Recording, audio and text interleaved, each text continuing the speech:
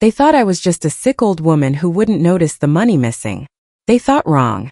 For 30 years, my dear, my life was like a beautifully wrapped present. The ribbon was always perfectly tied. The paper never creased. I was Sarah, the wife of David, the successful investment banker. We lived in a house so big you could get lost in it. All marble floors and windows that stretched from the floor to the ceiling. I had a platinum credit card that never got declined and a wardrobe full of clothes that still had the tags on.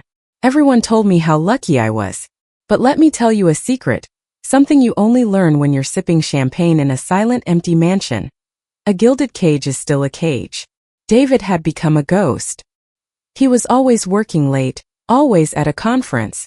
His phone glued to his hand, a constant, secretive smile on his face. The warmth in his eyes, the warmth I fell in love with, had been replaced by the cold glow of a spreadsheet. My days were a blur of charity committees and long, lonely lunches. I felt myself fading, becoming a well-dressed accessory in his life. The crack came on a Tuesday. I was arranging lilies in the grand foyer when the world decided to tilt. A pain sharp and blinding exploded behind my eyes. The floor rushed up to meet me, the vase of lilies shattering beside me, water and petals mingling like my scattered thoughts. I woke up in a hospital room that smelled of antiseptic and quiet despair. The doctor, a young man with kind eyes, told me I'd had a stroke. A mild one, thank the heavens, but a stroke nonetheless. My left side felt heavy, useless, a sack of flour attached to my body. And where was David? Not by my bedside. Oh no. He arrived 6 hours later, smelling of expensive cologne and excuses. A merger, Sarah. You have no idea the pressure. He held my hand, but his touch was cold. He looked at me, but he didn't see me. He saw a complication. The real blow came the next morning. My phone, which I'd asked the nurse to charge, buzzed on the bedside table. A notification from a travel app. Your flight to Maldives is confirmed for today, it cheerfully announced.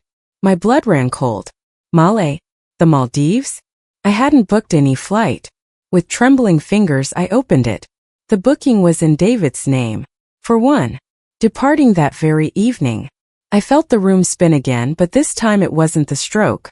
It was the vertigo of betrayal. While I was lying in a hospital bed, fighting for the basic use of my limbs, my husband was packing his swim trunks. I stared at my reflection in the black screen of the phone. A pale, tired woman with 4 lines snaking out of her arms. And in that moment, the last of the beautiful, fragile wrapping paper on my life tore to shreds. The self-pity evaporated, burned away by a cold, clean fury. He thought I was broken. He thought I was helpless. As I lay there listening to the steady beep of the heart monitor, a new rhythm began to beat in my heart. A rhythm of strategy. If he was going to the Maldives, then Sarah was going to war. And my first move would be with my will. I picked up the phone and called my sister Clara. Clara, I said, my voice stronger than it had been in years. I need you to bring me a notebook. And a pen. We have work to do.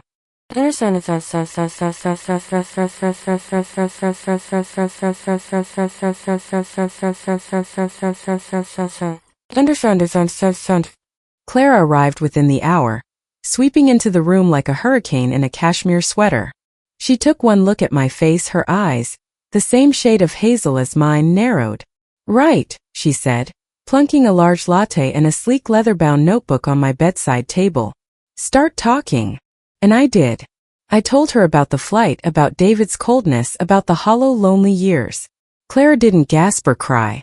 She just listened, her lips pressed into a thin line. When I finished, she simply said, "The snake. I never trusted him. Too shiny." We started our investigation right there in that sterile room. While the world thought I was a convalescing invalid, Clara and I became forensic accountants of our own lives. We started with the easy stuff, bank statements. David had always handled the finances, telling me it was too stressful for me. Now, with online banking, we dove in. The first thing we found was the secret account.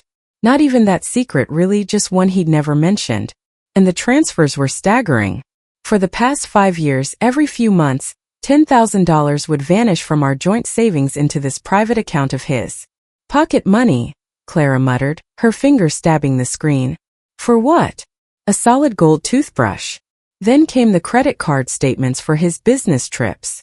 Charges for two at the most romantic restaurants in Paris. A receipt from a jeweler's store in Geneva for a diamond tennis bracelet. A bracelet I had never seen.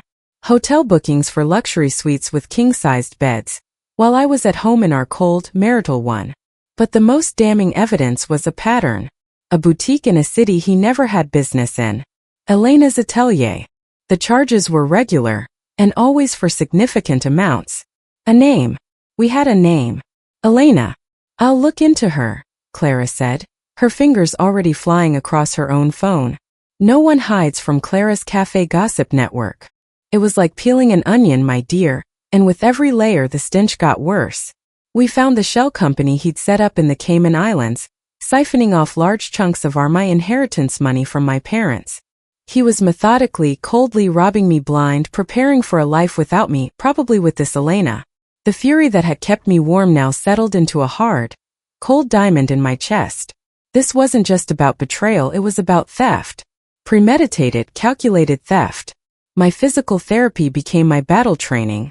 Every step I relearned was a step towards reclaiming my life. Every word I struggled to form was a vow of vengeance. When Mr. Abernathy, my lawyer, visited, hunched and concerned, I didn't show him my anger. I played the part of the confused, heartbroken wife. "Oh, Mr. Abernathy," I whispered, my voice trembling beautifully. "With David away, and my health so fragile, I'm so worried about the future. I think I need to make some changes to my will. For my own peace of mind." He patted my hand, his eyes full of pity. "Of course, Sarah. We must secure your legacy." He had no idea that the legacy I was securing was a trap, and the prey was my own husband, sunning himself on a beach halfway across the world.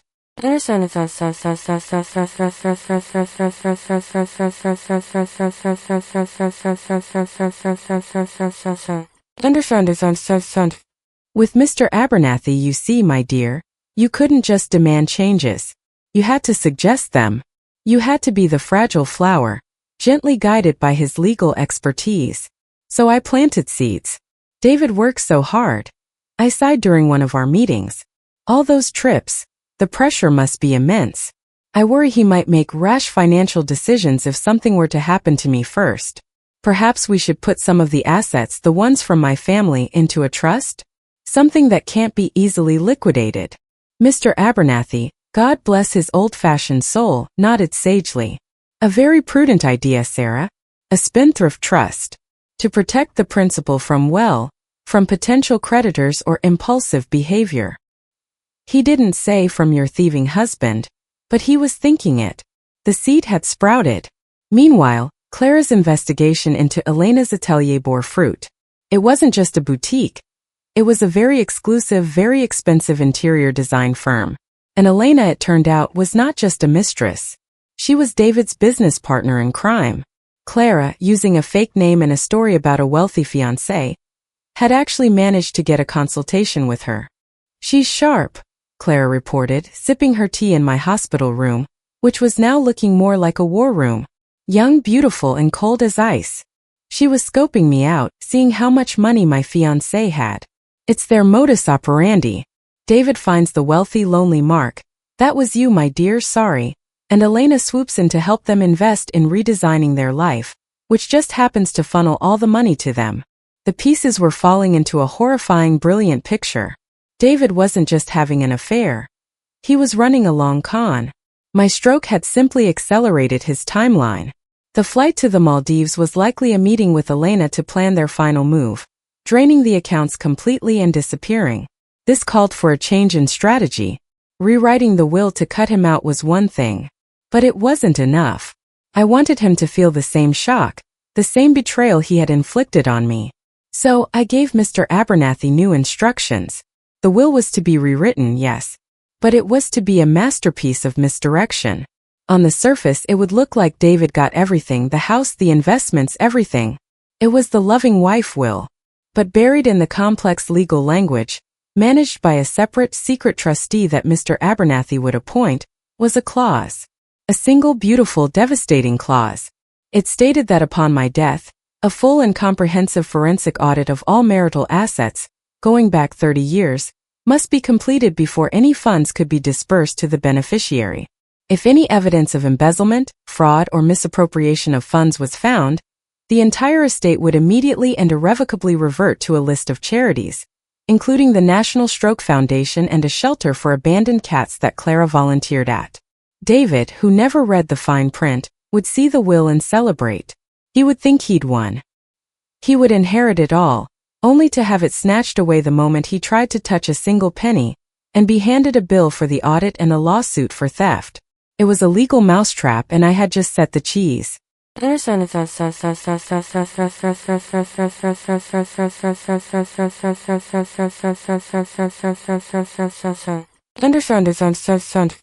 I was finally discharged from the hospital, a different woman than the one who had entered. My body was weaker, but my spirit was forged in steel.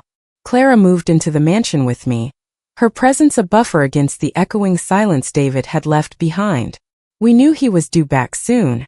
The Maldives trip was ending. The stage was set. But then the most unexpected thing happened. The doorbell rang. Clara answered it.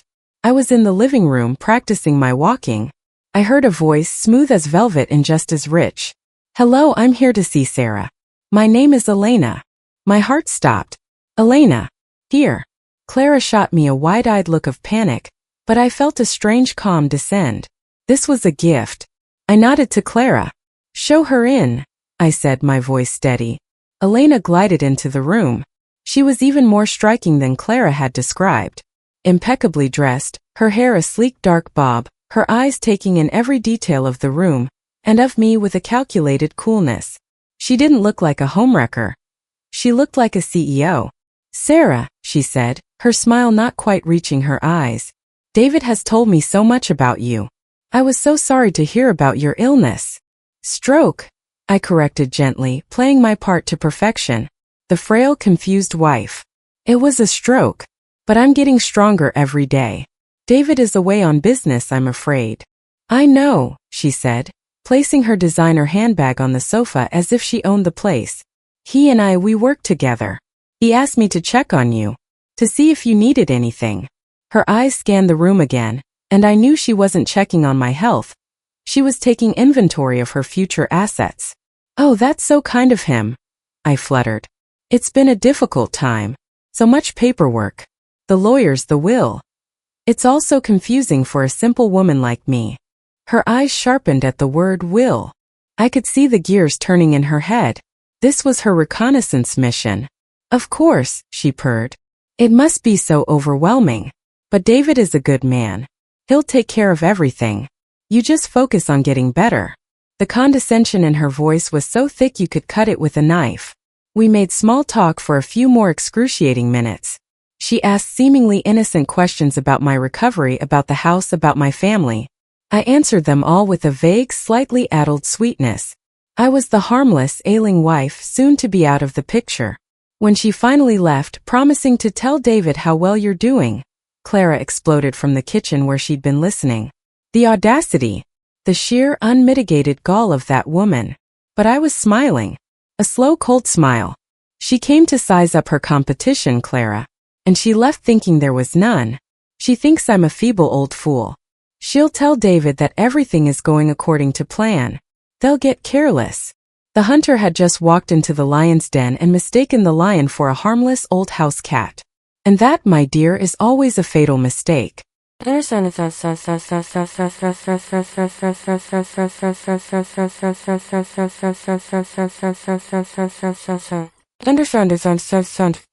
David returned a week later, tanned and brimming with false concern. "Sarah, my love, you look stronger." He tried to kiss my cheek, but I turned my head, offering him my hair instead. The diamond of cold fury in my chest didn't so much as flicker. He moved through the house like a man who already owned it, which in his mind he soon would. He was smug, relaxed, already spending the money in his head. He made a show of helping me, but his touch made my skin crawl. I played my part, the grateful recovering wife, all the while counting down the days. The end came sooner than I expected. A month after my stroke, I developed a sudden severe infection, a complication from the hospital stay, the doctors said.